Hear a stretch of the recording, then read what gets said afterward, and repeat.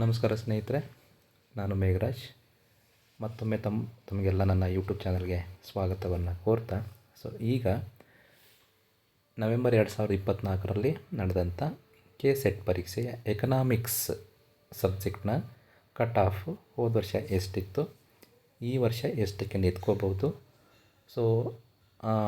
Objections file ಮಾಡಿದ ಮೇಲೆ marks ಎಲ್ಲ ವೇರಿಯೇಷನ್ ಆಗುತ್ತೋ ಇಲ್ವೋ, ಅದಾದಮೇಲೆ ಫೈನಲ್ ಕೀ ಆನ್ಸರ್ ಯಾವಾಗ ಬಿಡ್ತಾರೆ, ಫೈನಲ್ ಕೀ ಆನ್ಸರ್ ಆದಮೇಲೆ ಏನೆಲ್ಲ ಪ್ರೊಸೀಜರ್ ಇದೆ, ಅವೆಲ್ಲ ವಿಚಾರಗಳನ್ನು ನಿಮ್ಮ ಮುಂದೆ ಡಿಸ್ಕಷನ್ ಮಾಡ್ತೀನಿ.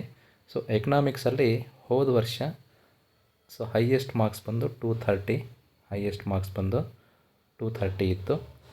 Total number of candidates qualify ಆಗಿದ್ದು 416, PWD 28, ಟ್ರಾನ್ಸ್ಜೆಂಡರು 7.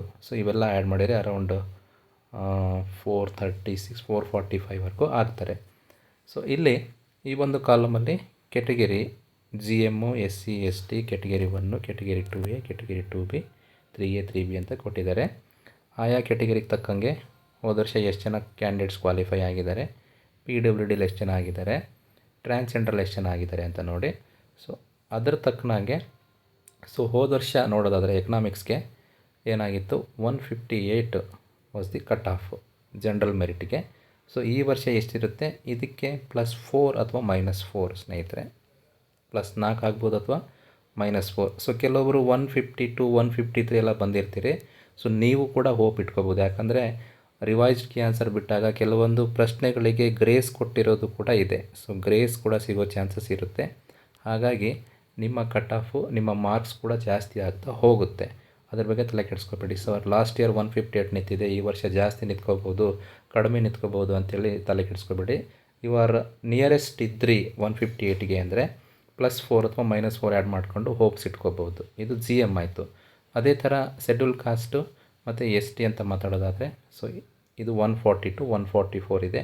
ಈ ಸರಿ ಅದೇ 1+2 ಅಥವಾ -2 ಎರಡಕ್ಕೂ ಎರಡು ಮಾರ್ಕ್ಸು ಆ್ಯಡ್ ಮಾಡ್ಕೋಬೋದು. ಯಾಕಂದರೆ ಅದರ ಪ್ರೀವಿಯಸ್ ಇಯರ್ ಚೆಕ್ ಮಾಡಿದಾಗ 2 ಮಾರ್ಕ್ಸ್ ಈ ಸರಿ ಜಾಸ್ತಿ ಆಗಿದೆ ಅಷ್ಟೇ. ಕೆಟಗರಿ 1, ಕೆಟಗರಿ 1 ಏನಿದೆಯಲ್ಲ, ಇಷ್ಟಕ್ಕೆ ನಿಂತ್ಕೋಬೋದು ಅಥವಾ ಅದಕ್ಕಿಂತ 2 ಮಾರ್ಕ್ಸ್ ಕಡಿಮೆ, ಅದಕ್ಕಿಂತ ಜಾಸ್ತಿ ಆಗ್ಬೋದು. ಯು ಕ್ಯಾನ್ ಅರೌಂಡ್ 148 ಇದ್ದರೆ ಸೇಫ್ ಸ್ಕೋರ್ ಅಂತ ಹೇಳ್ತೀನಿ. ಕೆಟಗರಿ 2A ಆಯಿತು. 2B ಮಾತಾಡೋದಾದರೆ, ಕೆಟಗರಿ 2B ಮಾತಾಡೋದಾದರೆ 148 ಇದೆ.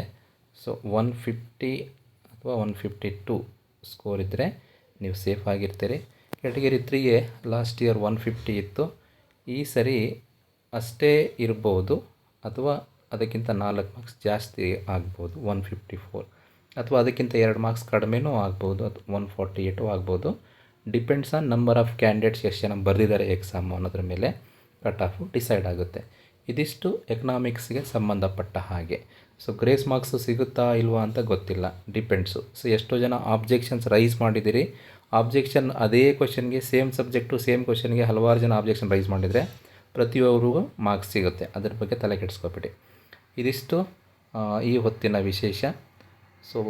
ನಿರಂತರ ಸುದ್ದಿಗಾಗಿ ನನ್ನ ಯೂಟ್ಯೂಬ್ ಚಾನಲ್ ನೋಡ್ತಾ ಇರಿ ಅಂತ ಹೇಳ್ತಾ I will stop the discussion. Thank you.